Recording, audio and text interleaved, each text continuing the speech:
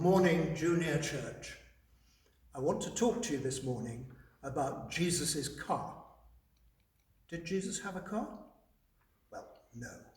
Of course he didn't, because cars hadn't been invented, had they? So how did he get around?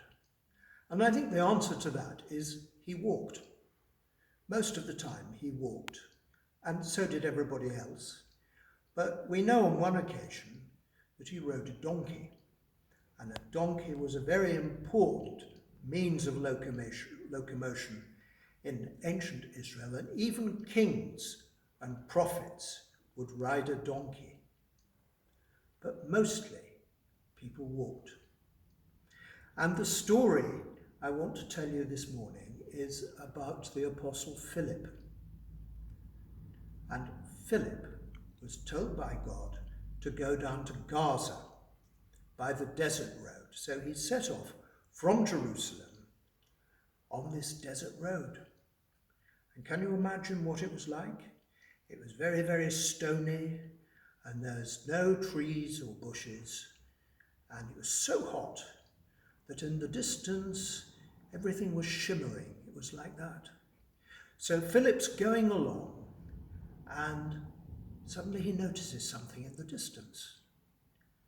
And he can't believe his eyes, because it's a chariot.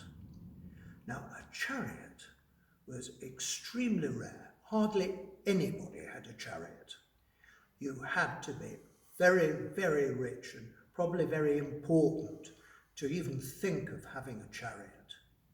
But Philip looked, and he saw that it was a chariot. So he started running. And he came up to the chariot, and he could see the man inside was sitting, and he was reading. And Philip said, "Hello, what are you reading?" And the man said, "Oh, I'm reading this book called Isaiah. I'm from Ethiopia.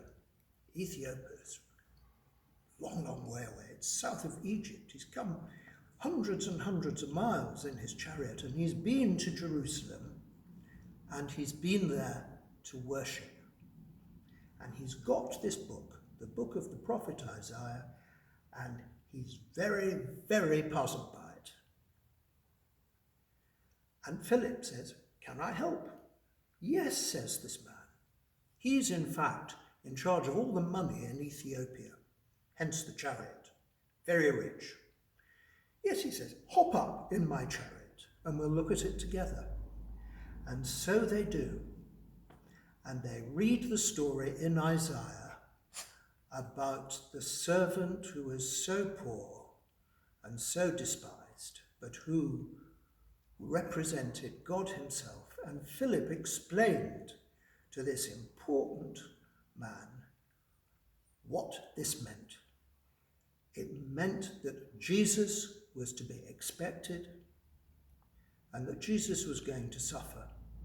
And we know what happened, don't we? So the Ethiopian, he was just amazed by this story.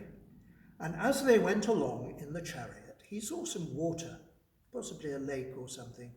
And he said, "Let's go over there to that water, and you'll be able to baptize me, won't you?" So Philip said, "Right you are." And he baptized him there, and off went this very important man all the way back to Ethiopia. And do you know what he did when he got there? He started a church.